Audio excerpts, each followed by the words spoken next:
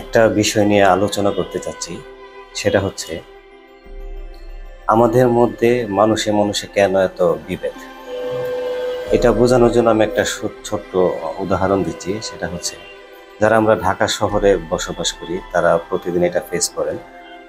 Local সার্ভিসগুলো local সার্ভিসগুলোতে একটা problem দেখা দেয়। আপনি বাসে জায়গা নেই, তারপরও হেল্পার অনেক লোক উঠাইতেছে। তো এটা আসলে যারা যাত্রী তাদের কাছে এটা বিরক্তির কারণ। এই তুমি এত লোক তুলতেছ, আমরা তো এমনি দাঁড়াইতে পারতেছি না। কিন্তু হেল্পারের হচ্ছে ওনারা যত লোক তুলতে পারবে তাদের ততই ইনকাম। ওনার জায়গা থেকে উনিও রাইট, আপনার জায়গা থেকে আপনিও রাইট। আপনিও কষ্ট করতেছেন, তারও টাকা আসতেছে। এখন এটার আসলে সমাধান কি? এটা কিন্তু এরকম কোনো সিস্টেমও নাই বাংলাদেশে যে এই কয়জন লোক তোলা যাবে, এই কয়জন লোক তোলা যাবে না, তাহলে একটা সমাধান ছিল। এখন এইটার মধ্যে কিন্তু কোনো লিমিট নাই, কত লোক তুললে পারফেক্ট আছে, কত লোক তুললে পারফেক্ট না।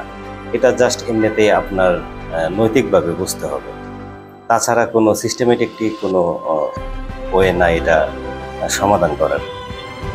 তো সেখানে এই সিস্টেমটা নাই বিদায় আমাদের মধ্যে এই প্রবলেমটা হয়। এখন ওই আমরা যে বিভেদটা করতেছি এটা একদম অহেতুক, যেহেতু এটার কোনো সিস্টেম নাই, এটা সমাধান করা সম্ভব না। আপনি হেল্পারের সাথে ঝগড়া করবেন, হেল্পার আপনার সাথে ঝগড়া করবে, এইভাবে চলতে থাকবে, এটা সমাধান হবে না। কারণ কি? এটার কোনো সুষ্ঠু সিস্টেম নেই। তো এরকম আমাদের মধ্যে দেখবেন সারা দেশে বিভিন্ন বিষয়, এরকম ছোটোখাটো অনেক বিষয় হয়। অনেক বিষয় নিয়ে আমরা মানুষের সাথে নানান ধরনের বিভেদ তৈরি করি। তো এই জিনিসগুলা আসলে উতরে আসা দরকার, এগুলো থেকে বিরত থাকা দরকার। এখন বিরত আপনি কিভাবে থাকবেন? বিরত থাকতে হলে আপনার দরকার হচ্ছে খুবই সামাজিকভাবে খুবই ভালো জ্ঞান, ভালো শিক্ষা। প্রত্যেকটা মানুষ যখন এরকম ভালো শিক্ষা, ভালো জ্ঞান তার মধ্যে ধারণ করবে, তাহলে এই জিনিসগুলো থেকে আমরা দূরে থাকতে পারবো। তো আমার কথায় ভুল ত্রুটি হতে পারে, এগুলো আসলে অনেক আলোচনার বিষয়। আমি সংক্ষিপ্ত করে জাস্ট অল্প কিছু বোঝানোর জন্য বললাম। তো আমার ভুল ত্রুটি হতে পারে।